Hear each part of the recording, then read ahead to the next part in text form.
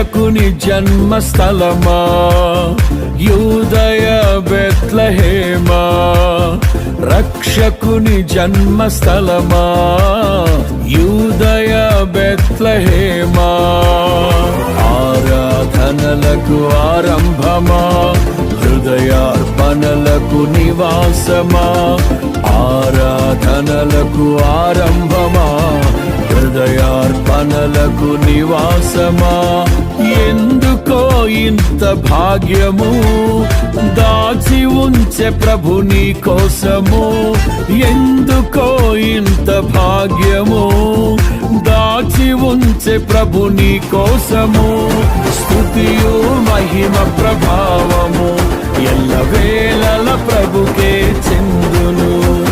స్తుతియు మహిమ ప్రభావము ఎల్లవేళల ప్రభుకే చెందును.